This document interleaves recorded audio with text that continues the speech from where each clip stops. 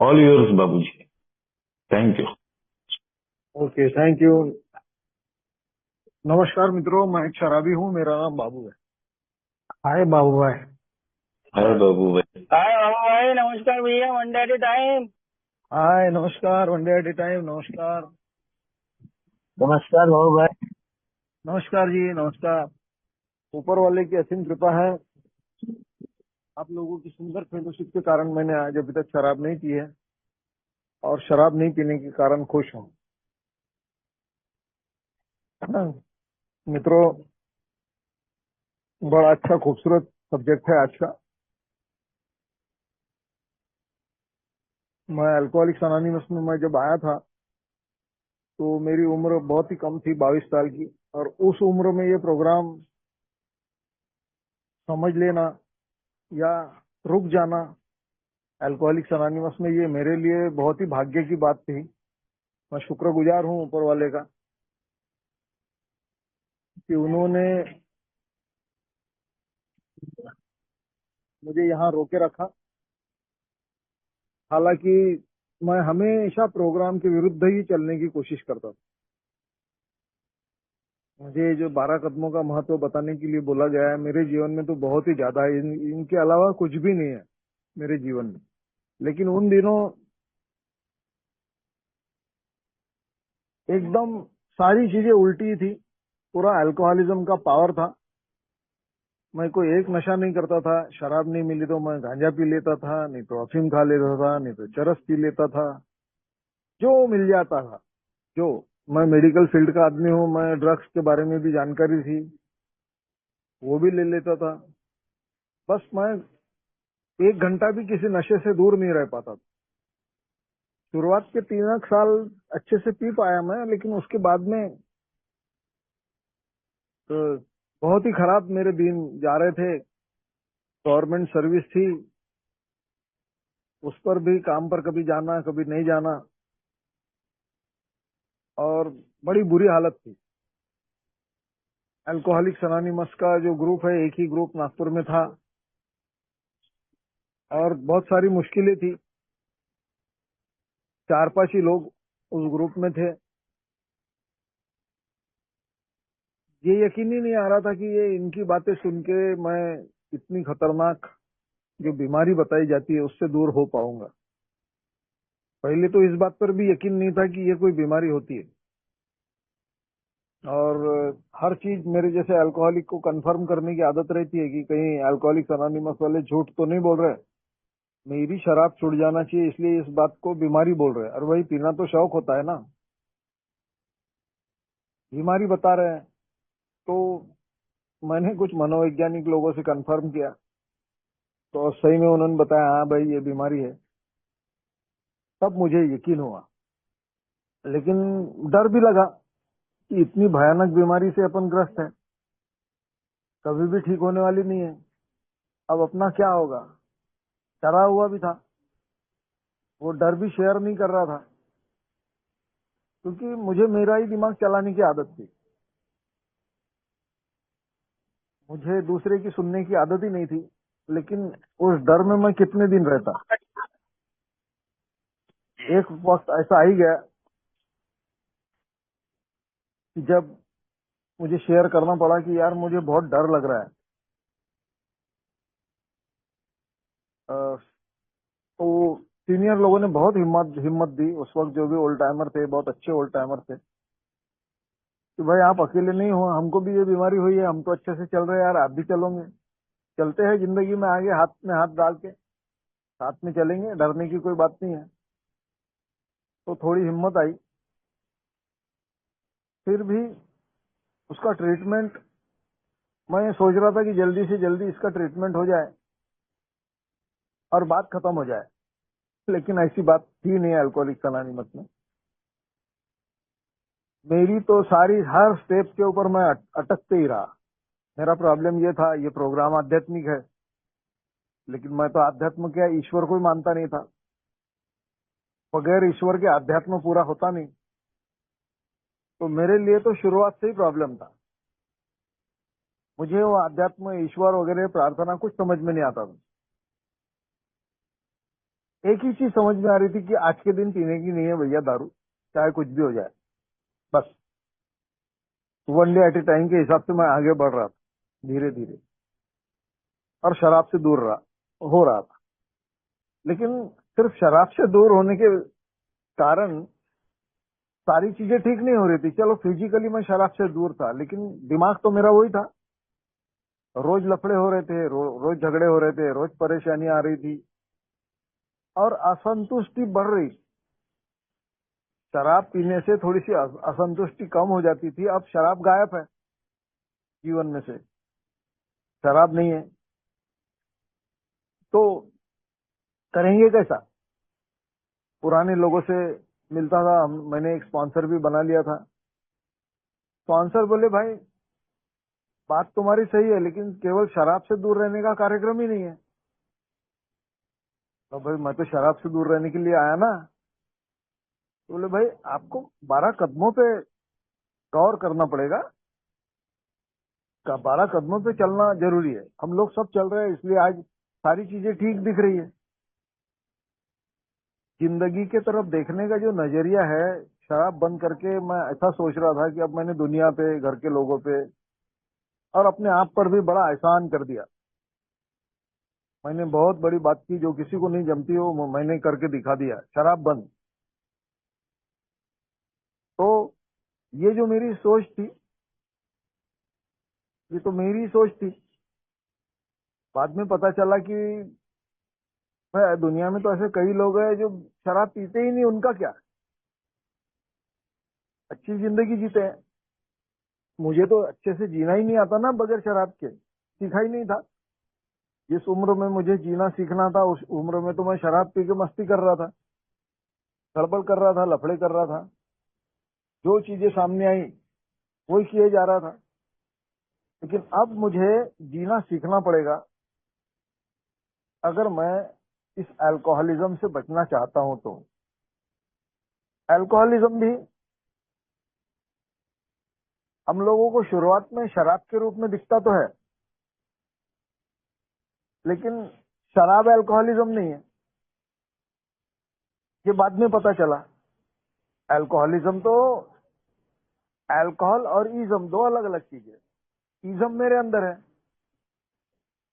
बोतल में अल्कोहल है, लेकिन इज्म मेरे अंदर है, तो प्रॉब्लम मेरे अंदर है। अब शराब बंद हो गई, शराब नहीं आई, सिर्फ इज्म है, ये बहुत तकलीफ दे रहा था। अभी शुरुआत में वो शराब के स्वरूप में अल्कोहलिज्म दिखा, लेकिन बाद में ऐसा लग रहा था कि अब सारी चीजें ठीक नहीं क्यों नहीं हो रही? भाई शराब तो बंद है ना, प्रॉब्लम शराब का था ना, तो शराब तो बंद है। तो अब ऑफिस में सब ठीक हो जाना चाहिए, घर में सब ठीक हो जाना चाहिए, बिगड़े हुए रिश्ते ठीक होने चाहिए, घर में भी बाहर भी, हर हर जगह सारी चीजें शराब बंद करके ठीक हो जानी चाहिए। लेकिन ऐसा हो नहीं रहा था। तब स्पॉन्सर ने बताया भाई अब बात सीरियस हो गई है और आपको ये चकल्लसबाजी नहीं है, अब आपको गंभीरता से इन कदमों के ऊपर ध्यान देना पड़ेगा। और मैंने शुरू किया। चलो मैं बोला भाई आप जैसा बोलते हो वैसा करता हूँ। तो ये जो मैंने सोचा था ना कि आप जो बोलते हो वो मैं करता हूँ, ये मुझे पहले ही करने को होना था। हमारे बिग बुक में लिखा हुआ है कि अपना दिमाग चलाना बंद करो भाई। हमारा दिमाग या हमारे विचार सड़े हुए हैं, जो अल्कोहलिक्स अनोनिमस बोलने की कोशिश करती है वो करो। तो मैंने पढ़ा था बिग बुक। अब उस जमाने में ऐसा था कि एक ही बिग बुक थी हमारे, वो भी सीधी अमेरिका से आई थी हमारे ग्रुप में। और वो बिग बुक कुछ दिन हमारे पास रहती थी, फिर कुछ दिन दूसरों के पास, वो पढ़ने को बराबर मिलता नहीं था, लैंग्वेज प्रॉब्लम भी था, बातें समझ, सिर्फ शेयरिंग पे सारा खेल था, एक दूसरे पे विश्वास करके आगे बढ़ रहे थे। तो हम लोगों ने ग्रुप में यह सोचा कि पहले कदम को हम ग्रुप में शेयरिंग के द्वारा लेते हैं, कि अपने अपने विचार वहां रखेंगे। और वो शुरू हुआ, जिसको बोलते 12 कदमों के ऊपर जो स्टडी थी वो चालू हुई। और वहां से धीरे धीरे समझ में आ गया, मतलब समझ में आना शुरू हुआ कि मैंने ये स्वीकार कर लिया भाई कि शराब ने मेरा सत्यानाश किया हुआ है, और मैं अपने जीवन में पीछे पलट के देख लूं, शराब पीने से कोई भी फायदा हुआ है क्या, सिवाय नुकसान के। शराब से कोई फायदा नहीं हुआ था, नुकसान ही हुआ था। सारे लफड़े शराब के ही कारण थे। तो कम से कम इतना तो स्वीकार करूं कि शराब की वजह से प्रॉब्लम है। और ये बात इतनी आसान नहीं थी। मेरी नौकरी गई नहीं थी, एक्सीडेंट हुआ नहीं था, मेरी शादी हुई नहीं थी, तो बीवी जाने का सवाल नहीं उठता। मैं बहुत ज्यादा कर्जबाजारी भी नहीं था, कर्जा था, हुआ था थोड़ा, लेकिन बहुत ज्यादा नहीं। मरने के कगार पे मैं नहीं था। तो मैं आधा आधा ऐसा सोच रहा था कि ये सब साला ये इन लोगों के साथ हुआ है, जो बाकी के लोग है ना, इन लोगों के साथ हुआ है, मेरे साथ नहीं हुआ। तो अपने को अल्कोहलिज्म जो है ना भाई 50% हुआ है, तो 50% स्वीकार करेंगे। यहाँ पर भी बिग बुक पढ़ने के बाद और लोगों की शेयरिंग में आया कि अगर मैंने 50% इसको स्वीकार किया तो मुझे फायदा भी 50% ही होने वाला है। परसेंटेज में ये कदम लेना नहीं है, ये कदम मुझे 100% लेना पड़ेगा। ये अभी जो आगे की 11 मंजिले की बिल्डिंग मेरी जिंदगी की खड़ी होने वाली है ना, कंस्ट्रक्शन, ये इसी कदम पर निर्भर करता है। अगर मेरी जिंदगी का पाया, यानी उस बिल्डिंग का पाया मजबूत नहीं रहा, तो कभी भी किसी भी वक्त, कितने भी सालों के बाद मैं घसर सकता हूँ।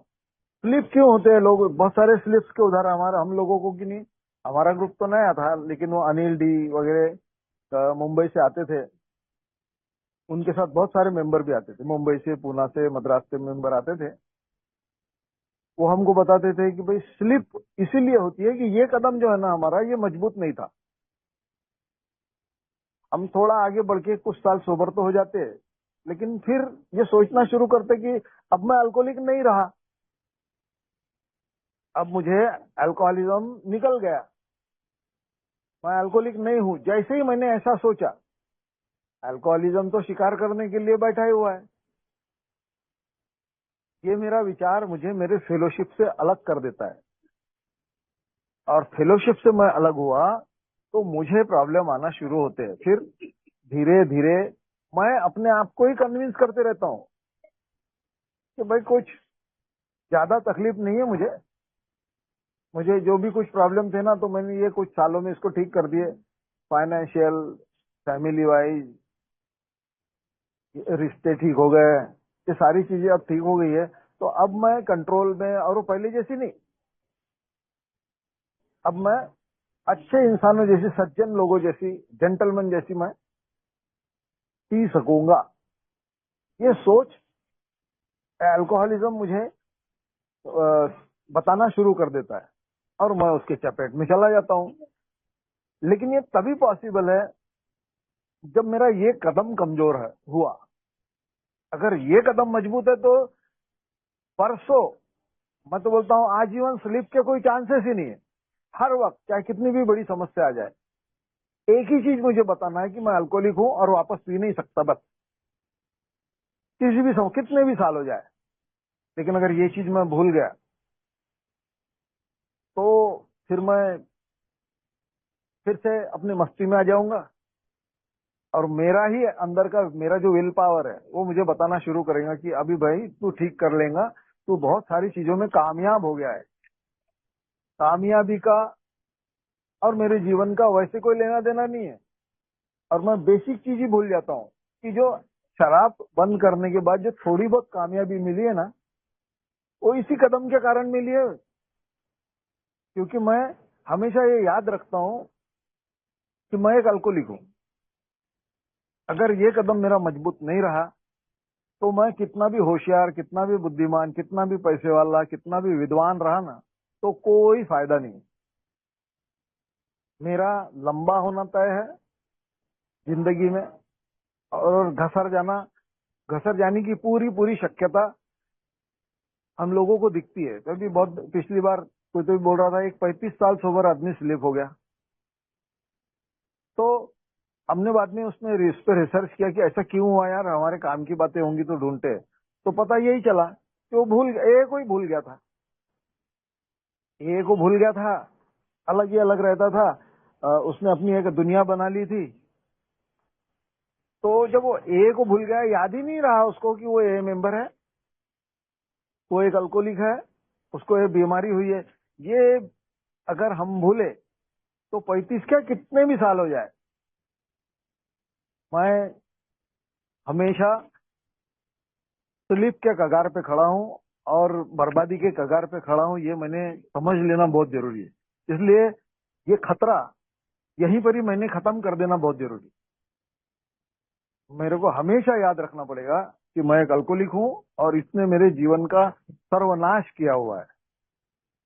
सर्वनाश का मतलब सिर्फ ये नहीं है कि मैं फाइनेंशियली कर्जे में आ गया हूँ, मेरा घर चला गया, कुछ चीजें चली गई, रिश्ते खराब हो गए, इतना ही नहीं है।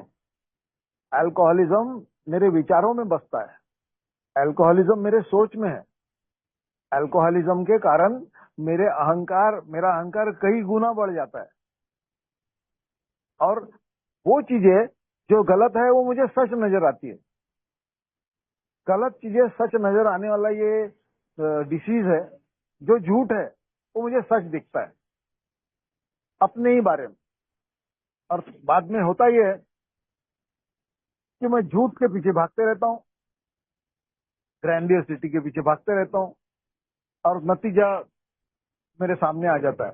इसीलिए सारे स्लिप का एक ही इलाज है, ये कदम को अगर मैं मजबूत कर लूं तो कभी भी मेरे जीवन में स्लिप नाम की कोई चीज आएगी नहीं। तो ये तो मित्रों मेरे जिंदगी में मैंने पक्का कर लिया है, चाहे कुछ भी हो जाए, कामयाबी आए ना आए, कोई मेरे से बात करे ना करे, चाहे कुछ भी हो जाए, मैं अल्कोहलिक हूँ, अल्कोहलिक ही रहूंगा। और मैं सोचूंगा भी वैसे ही, अल्कोहलिक के जैसा, नॉर्मल व्यक्ति के जैसा कभी नहीं सोच पाऊंगा। ये जो चीजें है ना, ये पहले स्टेप से जुड़ी हुई है और पहला स्टेप अगर मेरा मजबूत है तो ही मैं दूसरे स्टेप के ऊपर ध्यान दे पाऊंगा। इसमें और एक चीज ये बताई गई है आगे के स्टेप में, सेकंड स्टेप में, मेरी जिंदगी में 12 कदमों का बहुत ही ज्यादा महत्व है। इसके बगैर मेरे जीवन में वैसे भी कुछ नहीं है। हालांकि मैं हर चीज में अटका हूँ, हर चीज में मुझे, हर कदम में मुझे तकलीफ हुई है। मैं भगवान को नहीं मानता था और इमीडिएटली दूसरे कदम में हायर पावर नाम की चीज आ जाती है कि भाई अल्कोहलिज्म मेरे से पावरफुल है और इसको कंट्रोल करने के लिए मुझे उससे भी बड़ी ताकत की जरूरत है,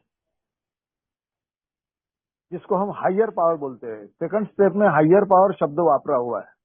हायर पावर में भी ईश्वर के नाम की बू आती है। हायर पावर का मतलब ही ईश्वर होता है एक तरीके से। लेकिन यहाँ जब मैं बोल रहा था कि भाई मैं ईश्वर को मानूंगा नहीं यार, मैं ईश्वर को नहीं मानता, तब मुझे मेरे स्पॉन्सर ने और कुछ और दूसरे लोगों ने बताया था कोई बात नहीं, आप ईश्वर को नहीं मानना चाहते मत मानो, लेकिन आप फेलोशिप को हायर पावर मान सकते हो। और कोई दूसरी शक्ति है उसको हायर पावर मानो, सारी शक्तियों का एक ही नाम है। तो मैंने शुरुआत के दिन में फेलोशिप सही में मुझे बहुत मदद कर रही थी, तो मैंने उसी को अपना हायर पावर समझा और सारी चीजें उस पर डाल दिया कि मुझे हायर पावर बचा सकता है। अगर मैं कहीं पर भी फंस गया और मैंने इनको आवाज दिया तो ये मुझे बचा लेंगे, और ऐसा ही हुआ भी मेरी जिंदगी कई बार हो, क्योंकि मैं एकदम नाजुक किस्म का आदमी था विचारों से। फट से कहीं पर भी मैं स्लिप हो सकता था, कहीं पर भी भटक सकता था। इसलिए सेकंड स्टेप में हायर पावर पहले मेरी फेलोशिप थी। तीसरी स्टेप जो आई ना, ये मेरे लिए करीब करीब लेना नामुमकिन ही था। मैं बार बार जब ये स्टेप पर डिस्कशन होता था ना, या मुझे लेना पड़ा ना, 2 स्टेप पर तो बहुत दिन चला मैं, लेकिन फिर और ज्यादा जब परेशानी बढ़ी तब स्पॉन्सर से मैंने बात किया कि यार आप लोग अपनी जिंदगी में कितने खुश रहते हो, कितना अच्छा। हम लोग एक दूसरे के घर में जाते थे, तो उनके घर जाके देखा तो मस्त शानदार वातावरण, धार्मिक वातावरण रहता था, बच्चे वगैरह बहुत अच्छे से सारी चीजें अच्छी हो रही। तो मैं देखता था कि साला मेरे साथ ऐसा क्यों नहीं हो रहा यार, मेरे साथ ऐसी गड़बड़ क्यों है, मैं शांत क्यों नहीं रह पाता, जितना इनके घर में शांति है मेरे घर में क्यों नहीं। और पूछा भी मैंने कि ऐसा क्यों। तब उन्होंने बताया, भाई स्टेप में आपको आगे बढ़ना पड़ेगा और जिंदगी में कुछ भी हो जाए वो सब भगवान पर छोड़ना पड़ेगा। तो मैं बड़े उल्टे सीधे वहां पर मुजोरिया भी करता था उन लोगों से कि अरे यार तुम लोग कैसा करते हो, सब कुछ ऊपर वालों पे दो तो सौंपोगे तो होगा कैसा। तीसरी स्टेप में साफ साफ बोला गया है कि ये एक ऐसा डिसीजन है, सोच समझ के लेना है मुझे, क्योंकि एक बार मैंने अपना जीवन और इच्छा शक्ति ऊपर वाले को दे दी तो मैं वापस अपने हाथ में ले नहीं पाऊंगा। इस बात से भी मैं बड़ा डरता था। और आगे स्टेप में ये पढ़ने में आया कि दुनिया में कोई ऐसा भी ए मेंबर है ही नहीं, ऐसा ए मेंबर अभी तक नहीं हुआ कि जिसने पूरे तरीके से ये स्टेप लिए हो। कभी ना कभी हम लोग अपने स्वार्थ के लिए जीवन को अपने हाथ में ले ही लेते हैं, इसलिए डरने की जरूरत नहीं है।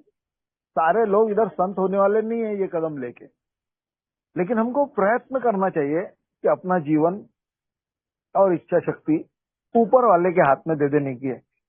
अब प्रॉब्लम तो ऐसा था साहब कि मैं तो ऊपर वाले को ही नहीं मानता था ना।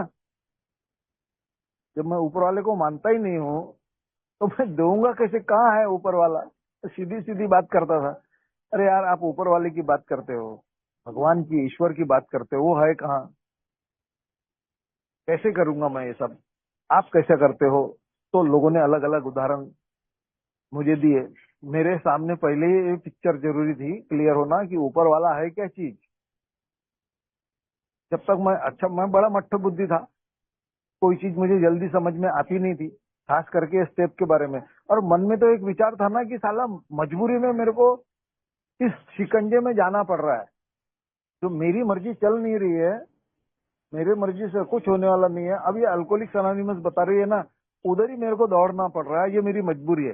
तो एक तरीके से ये भी लगता था कि अपने को कंट्रोल कर रहा है यार ये प्रोग्राम, अपने अपनी जो मस्तियां हैं, अपनी जो सोच है उसको कंट्रोल कर रहा है। तो मैं तो कंट्रोल में नहीं जाना चाहता था,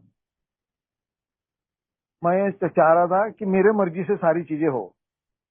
लेकिन मेरे मर्जी से तो मैं कर ही रहा था ना, उससे कहाँ समाधान था, शांति नहीं थी, सेरेनिटी नहीं थी। तो अब मैं मजबूरी पे आ गया था। और पहले तो मुझे ये जानना जरूरी था कि ईश्वर होता क्या है, कहाँ है ईश्वर। पहला सवाल मेरा था, मैं पूछता था मीटिंग में, हमारे उन दिनों में होता ही था कि आखिरी के 15 मिनट क्वेश्चन आंसर के लिए रहते थे, और मैं हर मीटिंग में मेरा एक सवाल रहता ही था। तो मेरा ये सवाल उन दिनों में था कि ईश्वर क्या है। अब मैं ऐसा भाग्यवान आदमी हूँ कि उन दिनों फादर लोग हमारे मीटिंग में बैठे रहते थे, प्रिस्ट लोग आते थे, वो भी बैठे रहते थे, उन्होंने वो जवाब देने की कोशिश करते थे। तो मेरे मन में पहले से ही रहता था ये लोग अपने को धार्मिक बनाने के चक्कर में है भाई, अपने को धार्मिक वार्मिक बनना नहीं है, अपने को तो जीवन में मस्ती पसंद है, आजाद ख्याल होके है हम। दारू से ठीक है, प्रॉब्लम हो गया तो हम अब भाई बंद कर दिया ना बाबा, लेकिन अब आप बोल रहे हो ये ईश्वर, तो ये जो धार्मिक लोग बैठे हैं ये अपने को पटा लेंगे और वो चक्कर में अपने को पढ़ना नहीं, ये सोच पहले से ही रहती थी। इसलिए कोई भी जवाब पसंद नहीं आता था। बहुत बहुत दिन तक ऐसा चला, लेकिन एक दिन इस सवाल का जवाब मुझे मिला, और वो जवाब ये था कि ईश्वर किसी मूर्ति में, किसी मस्जिद में, किसी मंदिर में नहीं होता है। कहीं ईश्वर का कोई ऐसा स्वरूप नहीं है कि भाई आप चले जाओ और उससे बात कर लो। ईश्वर जो होता है वो आपके अंदर ही है, और ईश्वर उस चीज का नाम है जिसको जिनमें सारी की सारी 100% अच्छी चीजें होती है, उसका दूसरा नाम ईश्वर है। ये परिभाषा ना मुझे बहुत ही अच्छी लगी। है यार, सारी अच्छी चीजों में ईश्वर होता है, ये सही है, बिल्कुल सही है। तो मुझे ये कल्पना बड़ी अच्छी लगी, ये सोच अच्छी लगी, ये शेयरिंग भी अच्छी लगी और ये जवाब भी अच्छा लगा। फिर मेरा दूसरा सवाल था कि ईश्वर किधर है। जवाब ये था कि आपके मन में है, ईश्वर आपके मन में बसता है, इधर उधर जाने की जरूरत नहीं है। अभी मंदिर में, मस्जिद में, गिरजाओं में जाने का अलग महत्व है, इस विषय पे मैं बात नहीं करूंगा, तो ये विषय अलग है। वो रिफ्लेक्शन के लिए हमको जाना पड़ता है। जहाँ जब हम मंदिरों में वगैरह जहाँ भी अपने अपने धर्म के हिसाब से जाते हैं, तो वो रिफ्लेक्शन मेरे मन पे, मेरे दिमाग पे और मेरे शरीर पे, मेरी सोच पे असर करता है। ये अलग विषय है। तो ये विषय बहुत ज्यादा डीप अध्यात्म वाला है, इस पे मैं नहीं बताऊंगा। तो ये दूसरा जो सवाल था कि ईश्वर मंदिरों में नहीं, मेरे दिल में बसता है। फिर आगे और मेरा एक सवाल आया तीसरी स्टेप को लेकर कि अब आप बोल रहे हैं ठीक है, ईश्वर को सारी चीजें, अपनी इच्छा शक्ति, अपना मन, अपना जीवन उसके हाथ में दे देने का है। तो ये मेरा मन, जीवन, इच्छा शक्ति कोई चीज है कि मैं जाके ईश्वर को दे दूं? क्या प्रोसेस करना पड़ेगा जिससे ये कहलाएगा कि मैंने ईश्वर को सब कुछ दे दिया है? तो जवाब भी बहुत सुंदर सुंदर आए, लेकिन एक जवाब बहुत अच्छा लगा था मुझे कि ये जो चीज है ना, तीसरा स्टेप, तीसरी स्टेप में इस बात को मुझे ध्यान रखना ही पड़ेगा कि मेरे जो भी विचार है, जब मैं अच्छी चीज यानी बुरे विचार अच्छे विचारों में सम्मिलित करता हूं यानी ईश्वर को देता हूं, तब वो उसमें मर्ज हो जाते हैं यानी सरेंडर हो जाते हैं और ईश्वर मुझे मार्गदर्शन करना शुरू करता है कि ये जो, और वो मार्गदर्शन करता कहां से है? फिर मेरा सवाल था कि सब कुछ देने के बाद ईश्वर से मार्गदर्शन मांगना है, तो ईश्वर मार्गदर्शन कैसा करता है? आकाशवाणी होती है क्या कि कहीं ईश्वर बोल रहा है भाई वहां चला जाओ, अब मैंने सरेंडर कर दिया, अब बाकी की सारी चीजें ईश्वर बताएगा? ये छोटी छोटी बच्चे जैसी मेरे मेरे सवाल तो थे, लेकिन मेरे लिए बहुत महत्वपूर्ण थे। आज बहुत सारे लोगों को ऐसा लग रहा होगा कि क्या सवाल है यार, लेकिन सही में मेरे जेन्युइन सवाल थे उस वक्त। जो मैंने पूछे उसका जवाब भी मुझे मिलता चला गया। मैं तो यही चाहता था कि मैं ऐसे ऐसे सवाल करूं इन लोगों को कि ये परेशान हो जाए एक लोग और बोल दे कि जा भैया, हम लोगों के पास जवाब नहीं है, तेरे को जो करना है वो कर ले। फिर मैं फ्री हो जाऊंगा ये बोलने के लिए कि मेरे को कोई बचा नहीं पाया। ये अल्कोहलिक्स अनोनिमस वाले भी बड़ी बड़ी बातें करते हैं और इनको कुछ समझता नहीं है, मेरे सवालों की जवाब नहीं दिए, ये सोचने के लिए मैं मजबूर हो जाता था बताने के लिए लोगों को। लेकिन ऐसा हुआ नहीं, मेरे हर सवाल का जवाब मिलता गया और उन्होंने बताया कि ईश्वर जो मार्गदर्शन करता है ना, वो किसी ना किसी शेयरिंग में करता है। आप शेयरिंग को गौर से सुनो भाई, शेयरिंग तो गौर से सुनो। और कैसा है कि मैं ही नहीं, मेरे ख्याल से बहुत सारे लोग ऐसे हैं, लेकिन मैं मेरा बताता हूँ।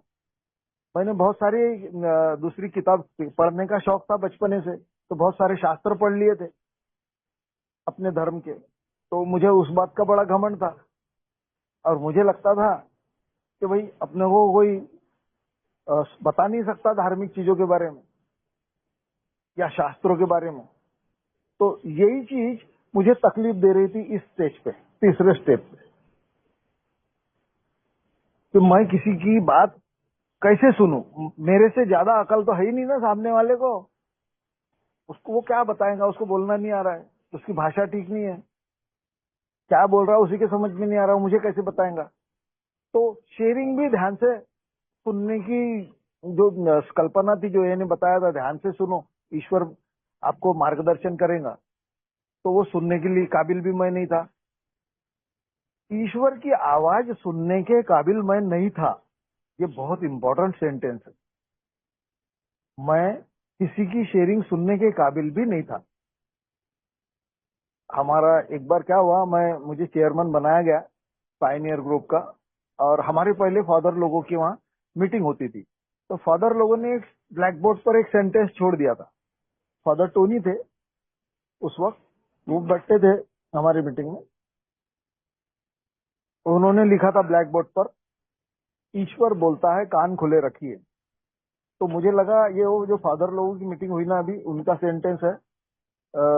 तो फादर को जाते जाते मैं बोला, फादर वो आपका सेंटेंस छूट गया है, आपने जो लिखा ब्लैक बोर्ड पर, हमको ए का कुछ स्लोगन वगैरह लिखना है, तो मिटाऊ क्या? फादर बोले नहीं नहीं, उसको रहने दो, वो आप ही के लिए है, हमारे लिए अच्छा बाद में बताता हूँ, बोले क्या है।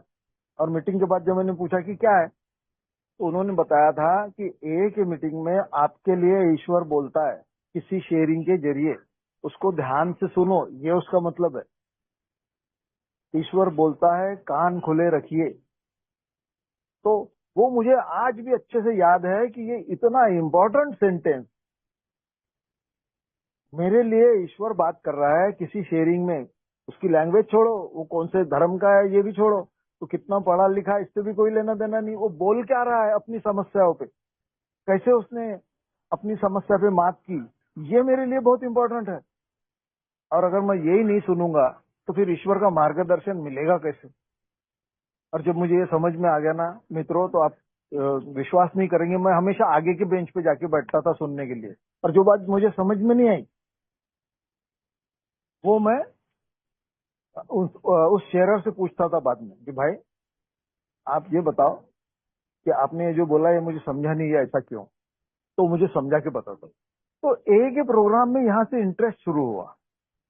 तीसरी स्टेप को इस प्रोग्राम की रीढ़ की हड्डी बोला जाता है, जो मुझे समझ में नहीं आ रहा था। लेकिन बड़े मुश्किलों से, बड़ी तकलीफ से, बड़ी मुजोरियों के करने के बाद जब मुझे ये प्रोग्राम समझ में आया ना, तो पक्का आ गया।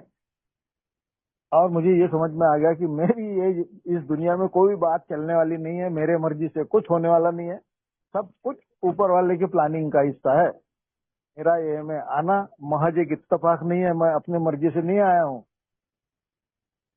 किसी ने मुझे यहाँ लाया है। और वो किसी ने यानी का मतलब यानी ऊपर वाला है, उसकी इच्छा थी कि मैं ए में आऊँ और अच्छी जिंदगी जीऊँ। और अब उसकी इच्छा है कि मैं ये सारी चीजें सुन के ऊपर वाले की इच्छा से यानी ऊपर वाले की मर्जी से जिंदगी को आगे बढ़ाऊं। ये बात बहुत इंपॉर्टेंट थी मेरे लिए। और फिर इसी बात को लेके आगे की जो कदम है, बहुत इससे भी इम्पोर्टेंट कदम है आगे। चौथी स्टेप का जब मेरी बारी आई ना मित्रों, तो हुआ ये कि एक बार लिख के मैंने फाड़ के फेंक दिया था, क्योंकि उसी दौरान मेरी शादी हुई थी और बीवी के हाथ में वो लग गई। और मैं ऐसा सोच रहा था कि मैंने इतने पाप मेरे जो लिखे हुए हैं इसमें ईमानदारी के साथ, मैं शराब बड़े ईमानदारी से पिया, किसी से डरता नहीं था पीने के जमाने में। लेकिन जब मैंने प्रोग्राम लिया वो भी ईमानदारी, वो भी पूरे ईमानदारी से लिखा। तो जब मैंने लिखा और वो बीवी के हाथ में आ गया तो मुझे बड़ा डर लग रहा था कि अब क्या होगा अपना। तो मैंने तुरंत उसके हाथ से छीन के उसको फाड़ दिया, फाड़ के फेंक दिया। और फिर स्पॉन्सर ने बोला दोबारा लिखना पड़ेगा। फिर स्टेप लेने के पहले ही ये हो गया। फिर मैंने दोबारा लिखा और अच्छे से लिखा।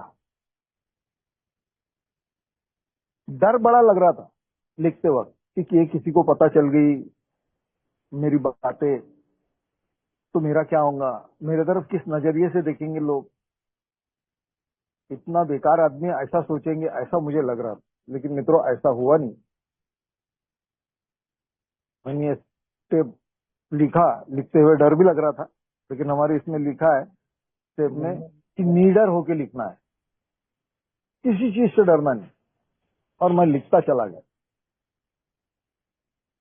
मुझे लिखते लिखते ही बहुत सारी चीजें ये पता चली कि यार जो कुछ भी मैंने किया है ना, मुझे ऐसा लग रहा था कि वो मैंने नहीं किया। सच्चाई ये है कि मैंने किया। लेकिन अब मैं सोच रहा हूँ तीसरे स्टेप पे आने के बाद कि नहीं नहीं नहीं, वो कोई और आदमी होगा। इतनी गंदी चीजें, इतनी बेकार चीजें मैं कैसे कर सकता हूँ? लेकिन सच्चाई ये थी कि मैंने ही की थी, उसको लाना पड़ेगा ना। इस स्टेप से एक फायदा हुआ कि मेरा अपना खुद का स्वभाव, बेसिक स्वभाव मेरे सामने आ गया। मैं कितना गुस्सेल किस्म का आदमी हूँ, एक नंबर का गुस्सेल था मैं। कितना अहंकारी हूँ, बहुत अहंकारी था। और इन सारी चीजों के, ये सारी चीजें है इसलिए कि मुझे मेरा अहंकार डिस्टर्ब ना हो, इसलिए डरा हुआ भी रहता था। मेरा अहंकार टूटे ना, कोई उसको दुखाए ना, इसलिए डरा हुआ था। बहुत सारे किस्म के डर मेरे अंदर, हर जगह डर।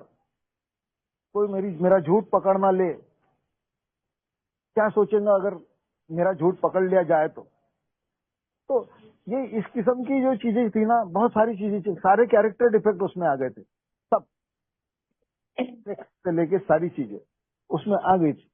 लेकिन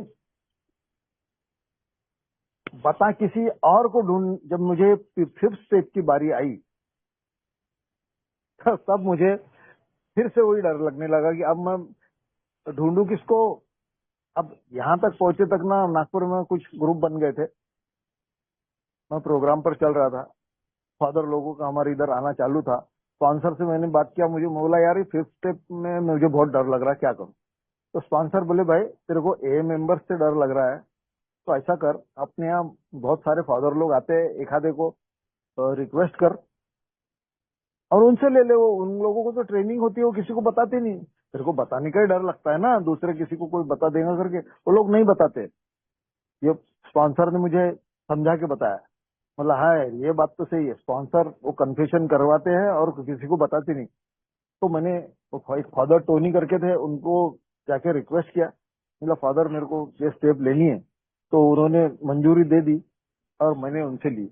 अभी फिफ्थ स्टेप लेते समय भी एक गड़बड़ हुई, ये हो रही थी कि मुझे लग रहा था कि जल्दी जल्दी मैं जितना भी लिखा है ना सब कुछ फादर के सामने फटाफट फटाफट पढ़ के बता दूंगा और फादर बोलेंगे कि हो गए भैया आपकी फिफ्थ स्टेप, खत्म हो गया, आपने ले ली फिफ्थ स्टेप। लेकिन ऐसा नहीं हुआ। फादर ने एक एक घटना जो जो मैंने लिखी थी वहां उन्होंने पूछना शुरू किया कि उस वक्त आपकी उम्र क्या थी, कैसे लोगों के साथ रहते थे, आप काम क्या करते थे, आप उस वक्त रहते कहाँ थे। तो मैं मन में सोच रहा था कि इन सारी चीजों से ये घटना का क्या लेना देना है। तो उन्होंने मुझे समझा, मैंने पूछा भी, बोला फादर इससे क्या लेना देना है। तो उन्होंने बताया कि उस वक्त आप कैसे लोगों के साथ रहते थे, ये जानना इसलिए जरूरी है कि आपका वैसा ही स्वभाव तैयार हुआ जैसे आपके साथ लोग रहते थे। इसलिए ये जानना बहुत जरूरी है कि आप किन लोगों के साथ थे, कैसे सोचते थे, क्या करते थे, कहाँ रहते थे, कौन से एरिया में, ये सारी चीजें सामने आना बहुत जरूरी है। और वो भी आपके लिए, यानी एग्जैक्ट नेचर, मेरी गलतियों का जो एग्जैक्ट नेचर है ना, स्वभाव, बेसिक स्वभाव क्या है, ये मेरे सामने आना बहुत जरूरी है। किसी और के सामने आए या ना आए, मुझे मेरे बारे में पता चलना चाहिए, ये इसका मकसद था। नहीं तो मैं अपने आप को ही धोखे में रखता कि मैं कुछ और ही हूँ, जो मैं नहीं हूँ वही दिखाते रहता सारी जिंदगी।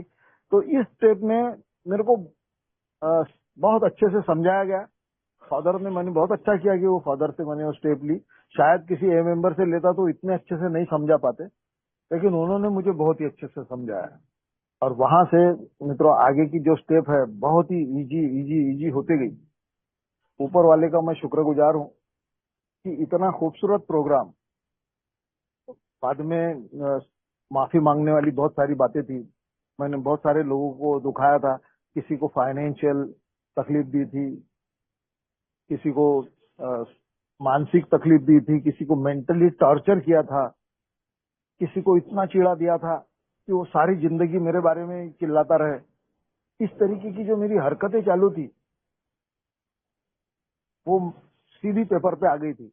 और फादर ने बोला था कि अब आपको एक एक को जाके वो घटना उसको बता के आपको माफी मांगने की है।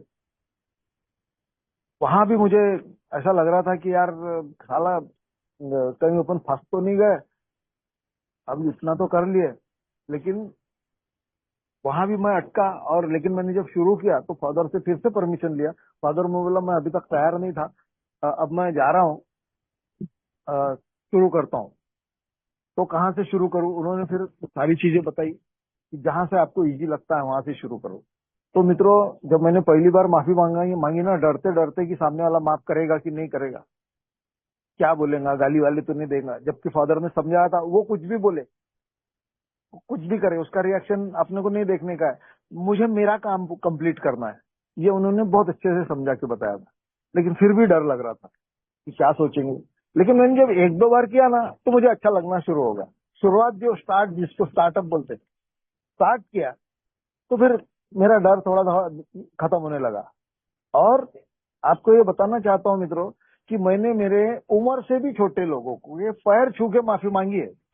ये स्टेप मैंने बहुत ही अच्छे से ली। फिर बाद में मैंने बिल्कुल नहीं सोचा कि ये मेरे से छोटा है, कम पढ़ा लिखा है।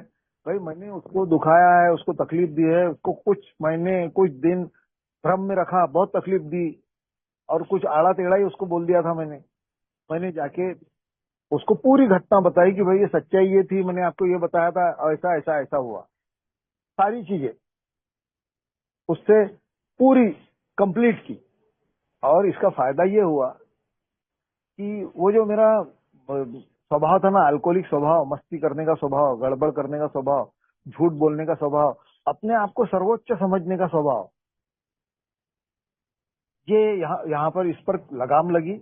और मुझे ये समझ में आया कि लोगों की अपनी जिंदगी होती है जिसमें मैंने जाके इंटरफेयर किए है, और कई लोगों को मैंने तकलीफ दी। ये सिर्फ बाहर ही नहीं, बाद में ए में भी कुछ जगह पर ऐसे प्रॉब्लम हो रहे थे, वहां पर भी मुझे मेरे स्पॉन्सर ने रोका। भाई ये गड़बड़ है, यहाँ ऐसा मत करो, लोगों को अपनी जिंदगी जीने दो, उनकी आजादी के ऊपर आप लगाम या अंकुश लेके मत आओ, आप अपनी मर्जी मत चलाओ, अपने घर में भी अपनी मर्जी मत चलाओ, उनको अपनी जिंदगी जीने दो, अपनी चीज बता दो क्लियर। तो ये जो सारी चीजें हुई ना, इससे मुझे बड़े फायदे हुए, जिंदगी जीना मुझे आसान हुआ। और वो जो मैंने पहले स्टेप में बताया था कि मुझे बगैर शराब के जीना नहीं आता। शराब भले ही मैं ना पीऊं, लेकिन मुझे झगड़े करना आता है, लोगों को गालियां देना आता है, लोगों को तकलीफ देना आता है, लोगों को कंट्रोल में रखना आता है। और ये सब नहीं हुआ तो फिर उनके ऊपर चढ़ जाना आता है। ये जो चीजें चल रही थी, यहाँ आके फिफ्थ स्टेप, सिक्स स्टेप। बाबू भाई आपकी आवाज कट रही है, आप नेटवर्क एरिया में आ जाइए, बार बार कट रही है आवाज। Okay okay. नहीं नहीं, क्लियर आ रही है। आपका हाँ, ठीक नेटवर्क है। इशू होगा, क्लियर आ रही है। अभी ठीक है क्या भाई? हाँ अभी ठीक है। संतोष भाई अभी जी ठीक है ना बाबू आवाज? भाई, क्लियर है, ओके, थैंक क्लियर यू। अभी आ रही है, क्रिस्टल क्लियर। एकदम क्रिस्टल हाँ क्लियर। हाँ हाँ, ठीक है, थैंक यू सॉरी। हाँ, तो यस, मुझे ये सिक्स स्टेप तक आते आते मुझे ये पता चला कि सही में यार मुझे जीना नहीं आता था, मैं नॉर्मल जिंदगी जी नहीं सकता था। अभी यहाँ पे आने के बाद क्या हो गया, और एक फ्रस्ट्रेशन आ गया सिक्स स्टेप में कि अरे अपन तो बहुत ही गए हुए इंसान थे यार, अपने को पूरा ही सीखना पड़ा वापस। सब कुछ बात करने की भी तमीज नहीं थी अपने को, किसी से व्यवहार करना भी नहीं आता था। तो ये एक किस्म का फ्रस्ट्रेशन फिर सामने आया। मैं बड़ा भाग्यवान हूँ, बार बार बताता हूँ कि बड़ा भाग्यवान आदमी हूँ। स्पॉन्सर मेरा बहुत अच्छा था, ये सारी चीजें मैं जाके शेयर करता था कि ऐसा ऐसा मेरे साथ हुआ भाई, ऐसा ऐसा मुझे लग रहा है अभी ये स्टेप लेने के बाद। तो स्पॉन्सर ने बताया कि ये तू घबरा मत, ये सबके साथ होता है, अभी जिंदगी को बेहतर तरीके से जीना शुरू कर यार, अभी सारे लफड़े तेरे कम हो गए, खुश रहना शुरू कर। और ये जब शुरू हुआ ना मित्रों, स्पॉन्सर की मदद से, ये फेलोशिप की मदद से, तो जिंदगी में बहुत मजा आया। और एक बात समझ में आ गई कि जिंदगी की कोई भी चीज मेरे हाथ में नहीं है, कोई भी मेरे हाथ में केवल कर्म है। मैं कर्म करता चला जाऊं, एक्शन। तीसरे स्टेप में भी ये शब्द दिया हुआ है कि एक्शन मेरे हाथ में। मैं कितनी भी बड़ी बड़ी बातें कर लूं, ये मैं कितनी भी पैसे के पीछे भाग जाऊं या लग्जूरियस लाइफ के पीछे भागूं, अगर मुझे उसमें आनंद आता है, तो मैं ये एक बात ये याद रखूं कि आनंद जो है, या जिसको प्लेजर बोलते हैं, मैं अभी शराब को छोड़ के दूसरी चीजों में मैं प्लेजर लेता हूं, तो मुझे अल्कोहलिज्म का बदला हुआ स्वरूप दिखना जरूरी है। अल्कोहलिज्म शुरुआत में शराब के रूप में था, अब अल्कोहलिज्म ने कोई और ही रूप धारण किया हुआ है। अब मुझे ऐसा लगता है अभी पैसे आ गए, बढ़िया, सारी चीजें फाइनेंशियली बढ़िया हो गई, तो अब अपने को आनंदित जीवन जीने के लिए एखादा कोई अच्छी चीज अपने जीवन में लाना चाहिए। और वो एखादी औरत भी हो सकती है, दूसरी औरत, बाहर की औरत, ये विचार जब आता है ना, तब ये अल्कोहलिज्म का स्वरूप बदल जाता है। मन बड़ा गदगद हो जाता है कि अब तो यार बगैर शराब के अपन जीवन का आनंद लेंगे, बगैर शराब के खूबसूरत जीवन जिएंगे। तो ये जो खूबसूरत जीवन के चक्कर में मैं क्या कर रहा हूं, इधर मेरा ध्यान फिर से हटना शुरू होता है। और एक तो मन में चलते रहता है कि अपन ने स्टेप ले लिया भाई, अपना काम कंप्लीट हो गया, अब अपने को कुछ कोई बोल नहीं सकता कि तुम प्रोग्राम पर नहीं चल रहे हो। ये जो चीजें मन में चलती रहती है बड़ी खतरनाक है। हर मोड़ पे मुझे अलर्ट रहना बहुत जरूरी है, ये प्रोग्राम सिखाता है। क्योंकि अल्कोहलिज्म दूसरे स्वरूप में मेरे सामने आ सकता है। फिर अगर मैंने उस पर भी स्पॉन्सर की मदद से या ए फेलोशिप की मदद से मात कर दी, बाहर की औरत के चक्कर से भी बच गया, तो इजी मनी के चक्कर में मैं पड़ सकता हूं कि अभी मुझे मेरी जिंदगी में बहुत सारा पैसा चाहिए, मैं बड़ा अच्छा कलाकार हूं, ये आ जाएगा वो आ जाएगा। तो ये सारे प्रॉब्लम मुझे हमेशा घेरे हुए रहते हैं। अल्कोहलिज्म और आगे बढ़ता है। अब मैंने शराब बंद कर दी है, सारी चीजें ठीक है, तो मैं मान सम्मान के चक्कर में पड़ जाता हूँ कि अब लोगों ने मेरा रिस्पेक्ट करना चाहिए। ये सारा सिलसिला ना समस्याओं का चलता ही रहता है। और अल्कोहलिक्स अनोनिमस ये बताना चाहती है प्रोग्राम के जरिए कि समस्याएं अगर मेरी जिंदगी में नहीं रहेंगी ना, तो जीवन का मजा नहीं आएगा। समस्याएं मेरे जीवन में होना बहुत जरूरी है। जितनी समस्याएं रहेंगी उतना मैं मजबूत होता रहूंगा। समस्याओं से डरने की जरूरत नहीं है। तकलीफें कितनी भी आ जाए, ये प्रोग्राम इतना मजबूत है आखिर तक। 7 स्टेप 8 9 10 रोज के रोज मुझे ध्यान में रखना जरूरी है कि आज मैंने क्या किया, आज मेरे हाथ से कोई गड़बड़ तो नहीं हुई। अगर गड़बड़ हुई तो मैं उसको कल दुरुस्त करने के लिए तैयार हो जाऊं। फ्लेक्सिबिलिटी आना बहुत जरूरी है मेरी जिंदगी में। अगर ये आ गई तो मैं बहुत खूबसूरत जीवन जी सकता हूँ। तो मेरी जिंदगी में मित्रों 12 कदमों का ऐसा अवार्ड हुए बहुत बड़ा महत्व है। इसके बगैर अगर ये नहीं होते तो मेरा जीवन ही कहीं और ही जा रहा था। ए में आने के बाद भी शराब से दूर था, लेकिन जिंदगी में खुश नहीं था। 12 कदमों का कार्यक्रम जिंदगी में खुशियां देने का कार्यक्रम है, सेरेनिटी देने का कार्यक्रम है, प्यार देने का कार्यक्रम है। और मैंने सारी जिंदगी लिया ही है।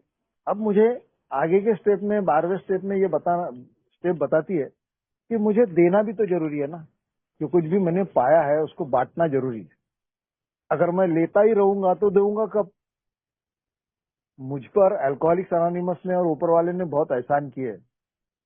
अब मैं ऊपर वाले का मैंने शुक्रगुजार होना चाहिए कि इतनी सारी चीजें मुझे मिली है, तो मुझे बांटना जरूरी है।